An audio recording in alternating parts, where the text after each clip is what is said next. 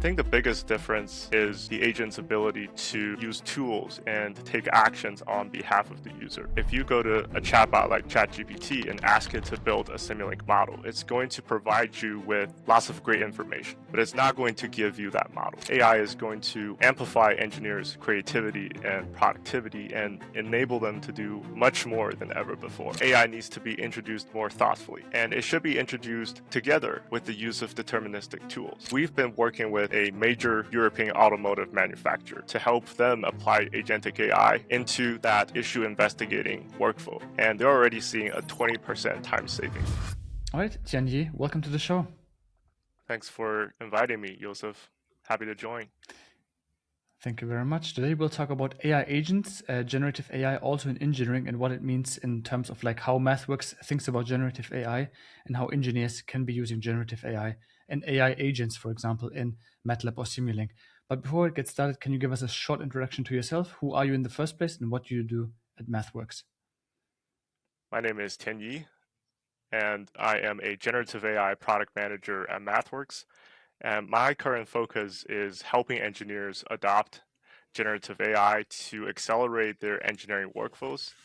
And I also work closely with the development teams to incorporate customers' feedback into refining and creating the roadmap for our agentic AI integrations with MATLAB and Simulink. Interesting. So we had a lot of keywords in your introduction already: generative AI, AI agents, agentic workflows, and so on and so forth. Can we maybe get it clear once and for all? Like, what is agentic AI? What are agents? What is AI automation? Like, how do you differentiate those terms? I think the biggest difference is the agent's ability to use tools and take actions on behalf of the user. Whereas a Gen AI chatbot or a generic AI assistant, it works more like a Q&A format, which you ask it a question and it gives you an answer. And a simple example is that if you go to a chatbot like ChatGPT and ask it to build a Simulink model, it's going to provide you with lots of great information, like give you the steps on how you can create that model on your own, but it's not going to give you that model. Whereas with an AI agent like GitHub Copilot, you can connect your AI agent to Simulink using Simulink Agentic Toolkit. And the agent will get your requirements. It will figure out what are the blocks to use.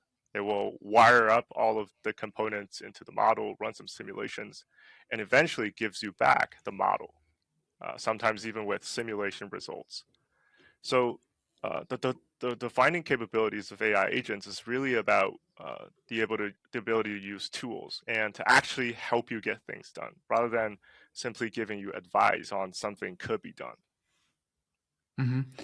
I have one question, Tianyi, which is usually people would call it maybe automation back in the days because you're automating something between different tools.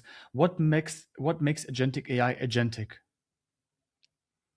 I think in terms of the productivity unlocks, Gen AI can call tools. It can use different software APIs. In the case of Simulink, we provide a set of tools from the Simulink Agentic Toolkit that the agent can call. For example, for getting information from the model. So in that case, it's called a model overview or model read. So it helps agent understand what the model is doing. And we have functionalities for the agent to directly manipulate the model using tools like model edit.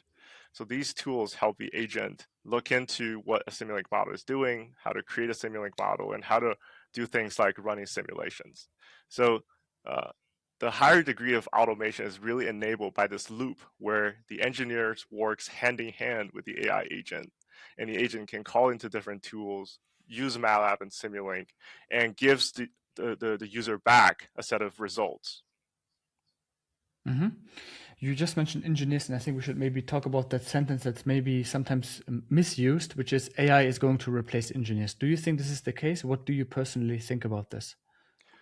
So my response is that AI is going to amplify engineers' creativity and productivity and enable them to do much more than ever before.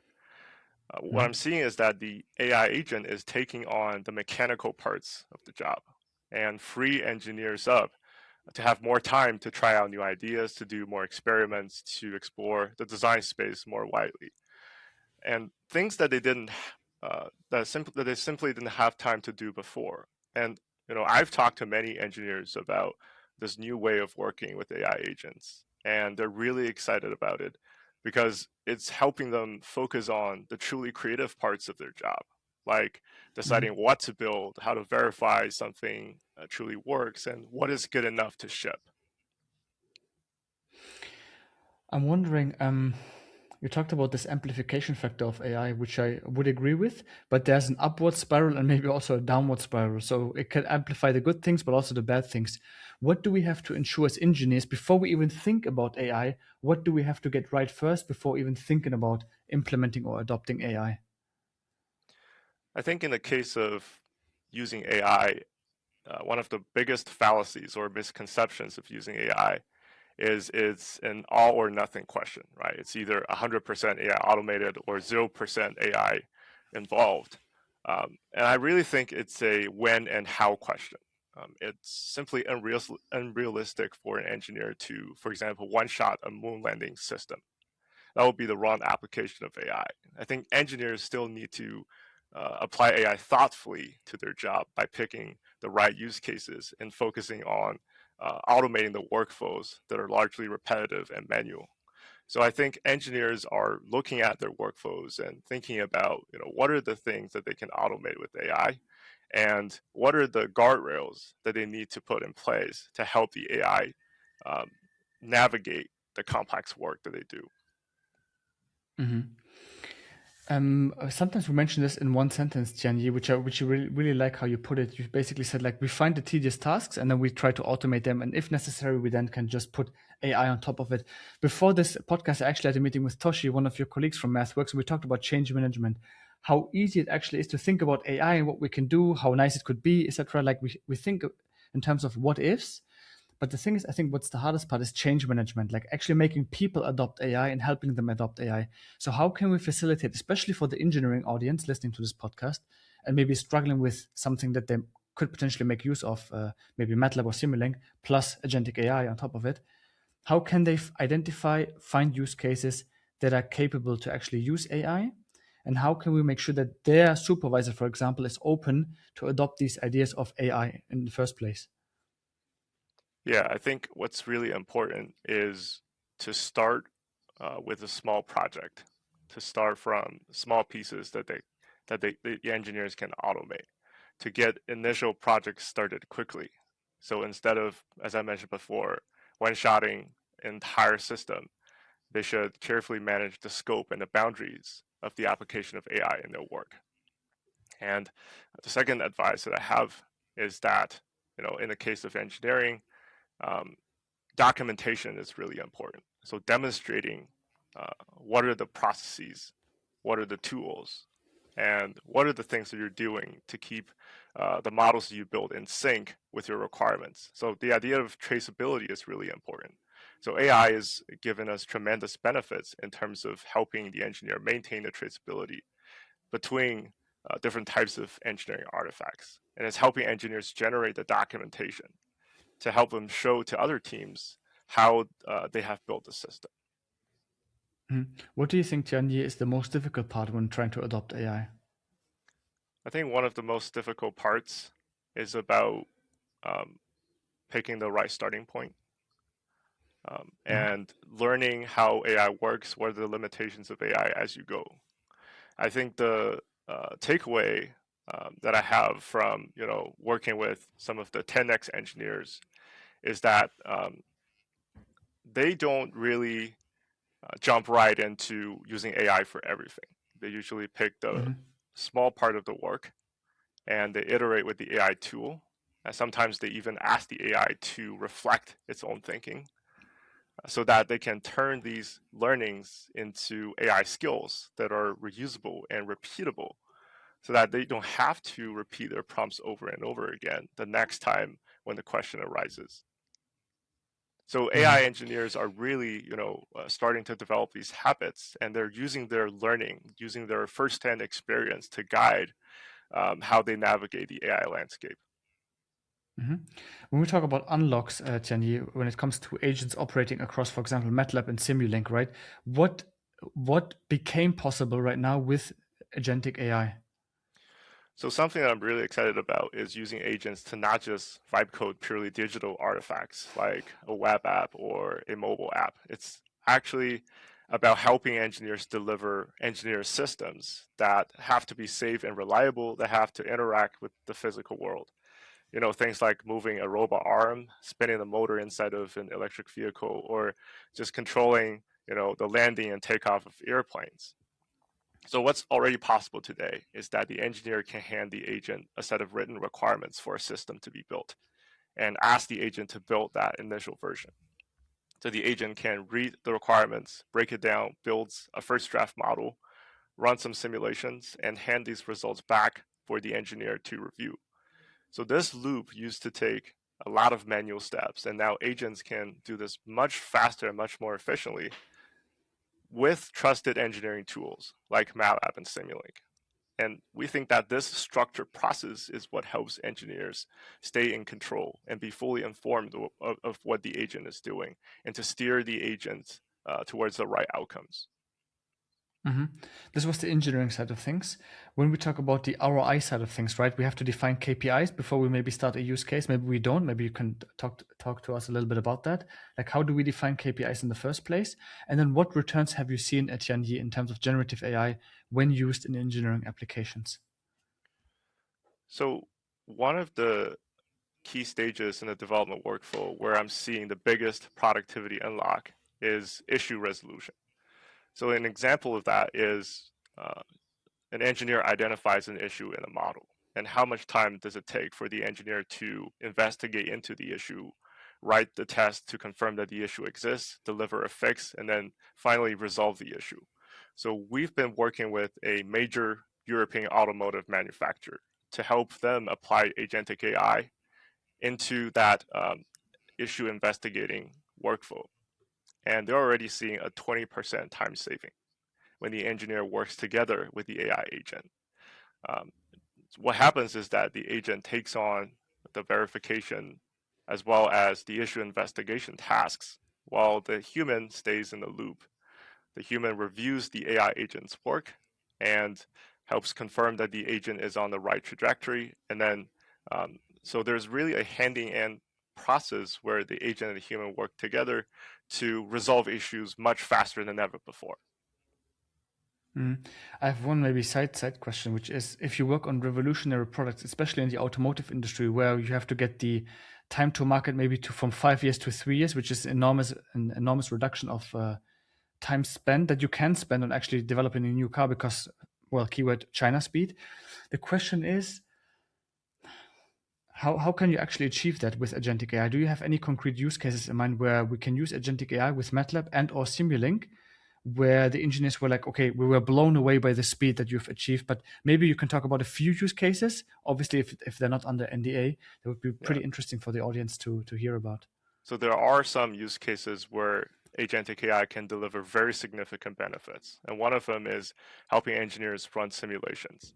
So engineers have been using simulations to help them validate design ideas and to catch design issues early in the process rather than late so that they can avoid the costly rework uh, down the line.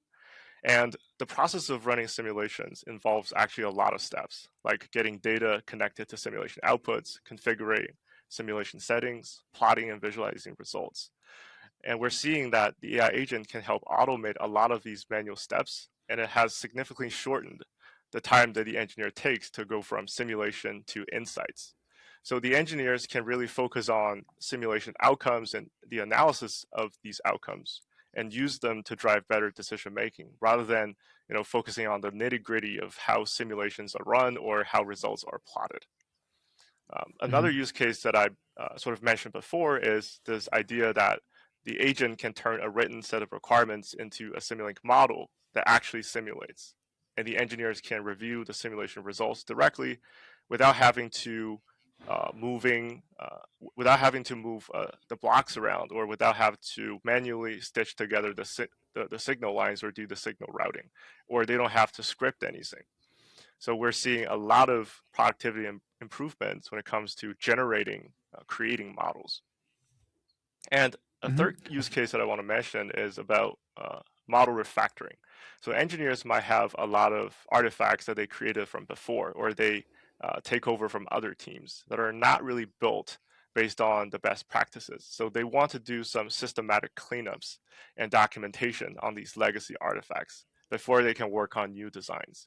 So AI agent is demonstrating significant productivity improvements in terms of helping the engineer upgrade or refactor these legacy artifacts. Mm-hmm. I have one note with regards to revolutionary product, right? I mean that these models are most likely trained on past data, I would assume, right? You can correct me if I'm wrong. The thing is, if you work on revolutionary products, how can you think outside the box if the box is literally limited?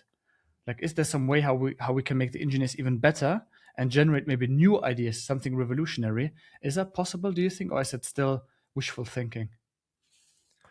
I don't think there's an upper bound to human creativity and engineers' ability to create revolutionary and amazing products. Um, and I think it's really about combining the trusted tools like MATLAB and Simulink and the power of agentic AI and using that combination to amplify engineers' creativity. That's going to be more and more important because one of the most voiced concerns that I'm hearing from customers is that they think Gen AI can help them move a lot more faster than before. But they're also concerned that whether they're going to sacrifice on the quality of the system that they build. And Mm-hmm. our answer to that is they don't have to be forced into a decision or trade off between speed and quality.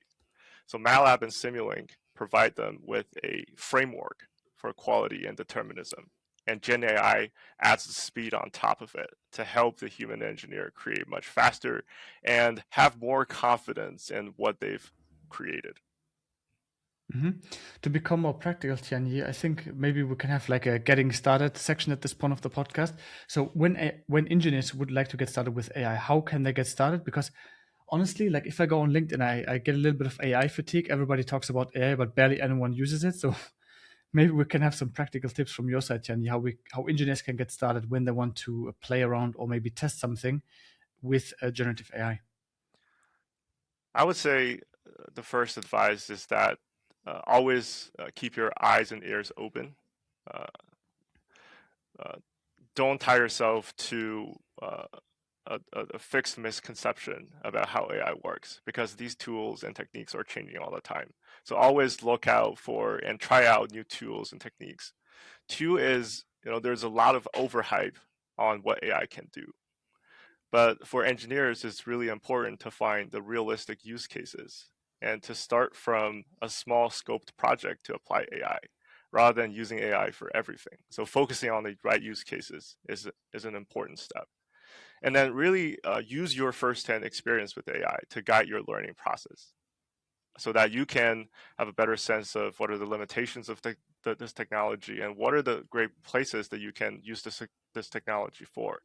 So in a sense that you are growing your capabilities to use AI as AI's capabilities grow. So you're on this learning trajectory together with the development of AI capabilities. Mhm. How can you then unlock the adoption of AI inside of the organization? We talked about this earlier in the podcast, Yanyi, but how can we actually get started to make sure that even the decision makers inside of the company are convinced that AI is the way to go?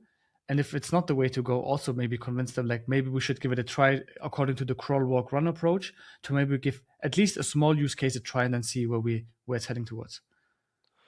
Yeah, so getting to my point before, right? AI adoption should not be treated as a all or nothing question, right? It should be really Yeah. a when and where question. So there are some engineering cases where AI needs to be introduced more thoughtfully, and it should be introduced together with the use of deterministic tools. So an example I can give you is testing. So for testing, Simulink provides a set of tools that use mathematical methods to generate tests. So when it comes to using AI for testing, the AI agents should still rely on these tools for creating test cases. What AI can automate is setting up what I call the testing infrastructure and building the scaffolding around your tests things like creating a test class or creating a test harness. Um, and it's also important to figure out where AI can be really creative in terms of solving engineering problems. So in terms of testing, it's using AI to come up with edge cases that are really hard to catch. So it's great for drafting testing strategy or a testing plan. So one, it's about combining deterministic tools with AI to make AI more effective. Two is about um, figuring out the use cases where there's a lot of manual work and a lot of repetitive work and using AI for these tasks. And three is about how AI can be used to amplify humans' creativity and productivity so that it becomes a complementary approach. You talked about deterministic tools. AI is per definition non-deterministic. Let's say you work on a high-risk use case, right, in engineering. How can you ensure that something non-deterministic works for something high-risk deterministic? How can you combine those two? Yeah, my answer to that is that AI still needs to rely on proven and deterministic tools like MATLAB and Simulink to help the engineer achieve the best results. For example, I can give an AI a simple task, as simple as like adding two numbers. The AI can try doing math on its own without using any tools. It's likely going to burn through a lot of tokens and it might still not get to the right results. Or it can just use a calculator to get to the right results and much more efficiently. So it's really about combining AI with tools like MATLAB and Simulink, and that is going to make the engineer's job much easier. Mm-hmm. Is there still maybe a use case or a couple of use cases where you would advise an engineer not to use AI? Yeah, as I mentioned before, testing is something that needs to, uh, testing is a category where AI needs to be introduced more thoughtfully. A lot of people are saying, they can use AI to write code, they can use AI to write tests for the code, but a lot of times uh, AI just does reward hacking, which means that it's going to write the tests that are going to pass based on its code that's written previously. So right now there's a lot of misconceptions about using AI as a magic wand to create both code and models and tests for verification of the system that the AI has built. But as I mentioned before, you should first start with using deterministic testing tools that generate test cases based on mathematically proved heuristics. And then you should use AI as sort of a second pair of eyes to help the engineer catch the hard to find edge cases and to make the testing more comprehensive and more robust. Mm-hmm. When we talk about the security aspect of AI, how worried should people be about intellectual property and confidentiality? And what policy would you advise people to take on when working with AI? So I've been working with a lot of organizations and they have slightly different policies when it comes to handling their data and their intellectual properties based on their specific organizational needs. So our approach is that we want to meet customers where they are by giving them the flexibility to bring in their own internally approved large language model infrastructure, which includes their models and their AI agents, and use these uh, to connect to Simulink and to amplify their engineering productivity. Mm-hmm. We talked about, or you mentioned, I believe, earlier on the 10x engineer. The question is, if someone listens to this podcast and they're not a 10x engineer yet, but they want to become a 10x or maybe a 100x engineer, right? What would you advise them to do? Because I think even the founding father of OpenAI, one of the founding fathers, Andrej Karpathy, he said that even he himself is barely able to catch up with all the new changes happening in AI. So what would you advise an engineer to do? What to focus on and really become that 10x engineer that you talked about? I would say, even though AI agents are amazing in terms of writing code, creating models, creating test plans, they still need a lot of guidance when it comes to using tools like MATLAB and Simulink. And for engineers who are in their day-to-day working on creating and verifying Simulink models, um, we've introduced for these engineers a set of tools and skills in the Simulink agentic toolkit. So these tools are really designed for the AI agent to effectively create, edit, and test Simulink models. And inside of this toolkit, there are also skills that encode best practices for when and how to use these tools. So best practices for model-based design. So the AI agent needs both the tools and the expertise to be proficient in Simulink and using all the products and model-based design. So the engineer, so my advice is that the engineers who's working with MATLAB and Simulink should start trying out Simulink Agentic Toolkit and combine that to use with their AI agents for their day-to-day Simulink tasks. That is going to provide a lot more unlocks in terms of improving engineers' productivity.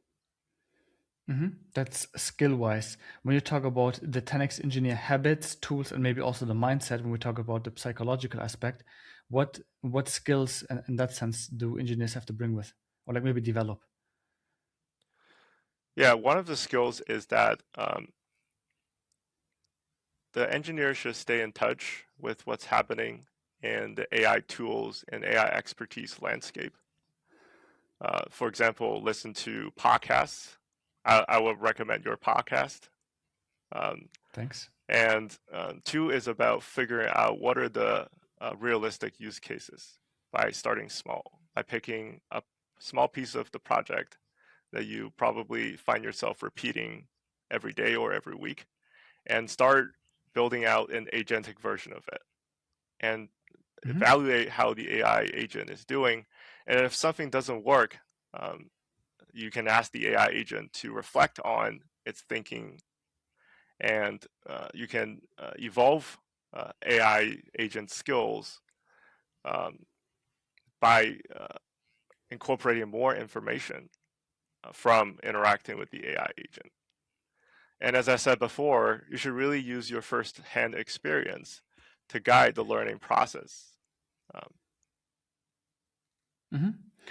Maybe one of the last questions is if you want to give the engineers out there or people who want to delve into AI agents a concrete tip on how to get started, maybe for, let's say, they want to have a project of, let's say, 7 days, 1 month, or maybe 3 months. What would you advise them to do? Because honestly, I feel like once people started to use LLMs and this whole thing has been democratized, I feel people are using AI as a hammer, but everything looks like a nail to them. So how can we make sure they pick the right use case? Would you go from the approach and say, well, look for a problem first and then develop the solution? Or would you just give them 1 or 2 or 3 concrete use cases to work on just to fiddle around with it a little bit?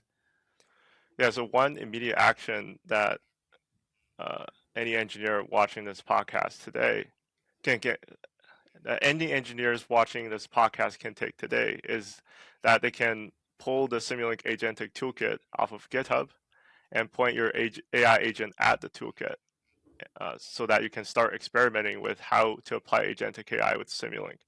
So my advice again is to start with a small task, like tell the AI agent to explain a subsystem inside of the model and watch what the AI agent does. And then you can move on from that to more ambitious tasks, like changing a model to add a new subsystem that implements a specific functionality based on a set of requirements. So as you build your knowledge and understanding of how to use the toolkit over time, you can move from a task to an entire workflow that you find yourself repeating over and over again, and build the agentic version of it. And another tip is, you can always find me on LinkedIn. So I post regularly about what are the latest advances in Gen AI with Simulink and model-based design. So stay tuned about the updates from me, and just keep your eyes open on what's happening in the AI space. I'll definitely pull all the relevant links in the description. Is there anything else that I haven't asked you that should have been asked in this podcast, Tianyi, before we wrap it up? I think there are a lot of young engineers in college who are a little anxious, and they want to seek some certainty among all of these changes that are happening in AI, and they're looking for advice. So I get this question a lot. What should a young engineers ask? what should a young engineer learn in 2026 to stay relevant in engineering and catch up with all the things that are happening in Gen AI? So my answer has stayed surprisingly consistent despite all of these changes. And my first advice is to, dive deeply into the engineering domain.